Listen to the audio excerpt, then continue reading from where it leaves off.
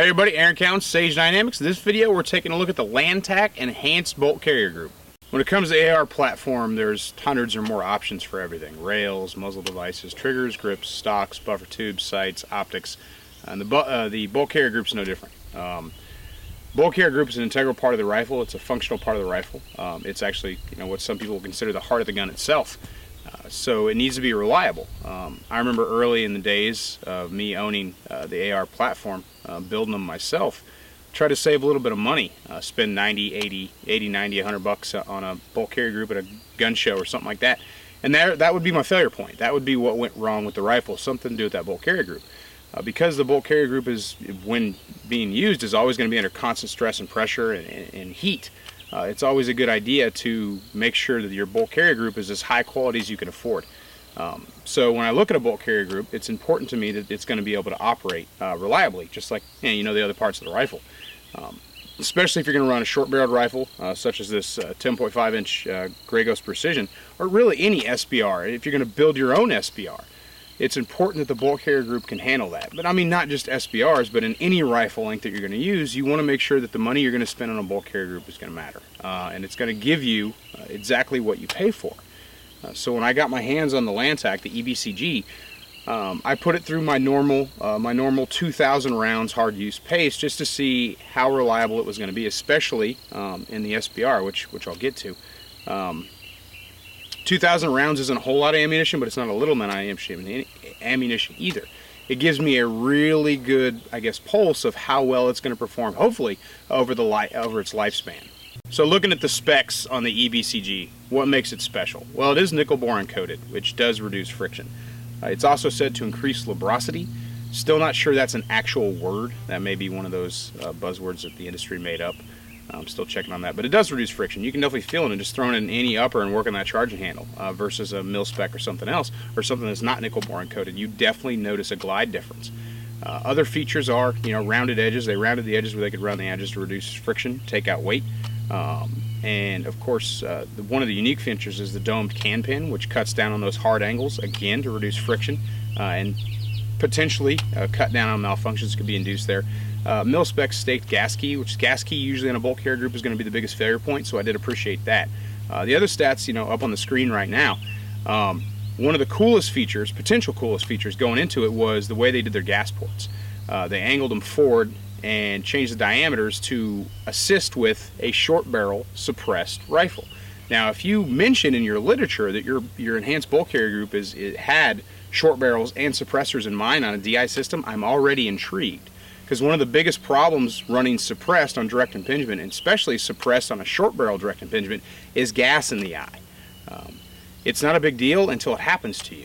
The gas is definitely detrimental to shooting a DI gun, especially short barrel. If the gas is coming right back in your face, it's a problem. So granted, that's just a byproduct of the functionality, the design of the way the gun itself works. But if someone can change some diameters or some things about a bolt carrier group with that in mind to keep that from happening, I'm all about that. So getting right into it, I fired 2,000 rounds on the Lantac EBCG. 1,000 rounds were fired through a 14.5-inch pin, and 1,000 rounds were fired through this Grey Ghost, this 10.5-inch SBR. I ran it strictly suppressed for that entire 1,000 rounds. I wanted to see how well it performed suppressed. I shoot suppressed a lot.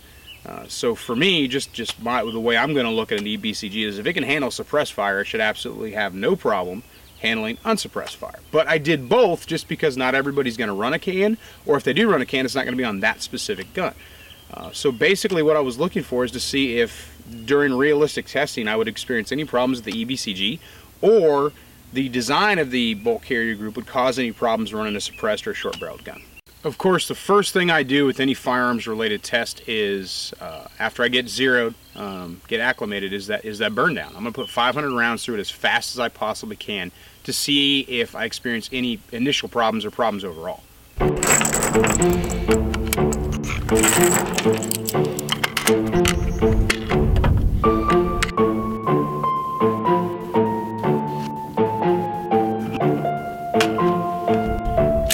Time to make the donuts.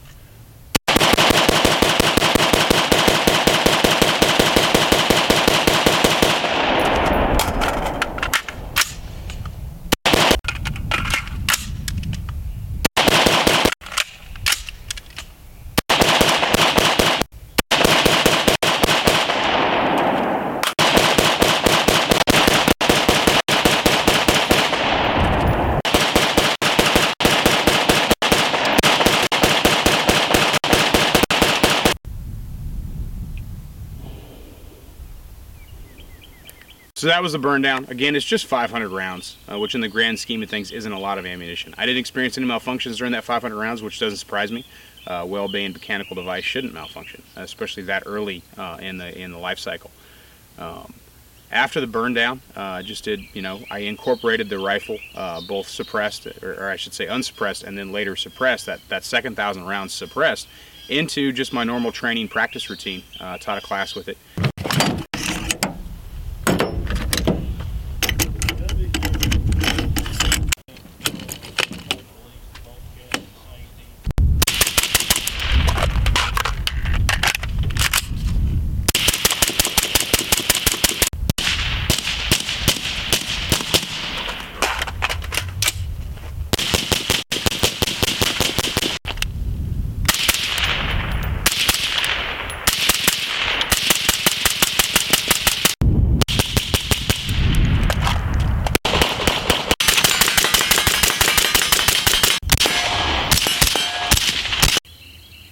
Lantac's own literature specifically mentions that the EBCG was designed with short-barreled SBRs in mind. I've already mentioned that.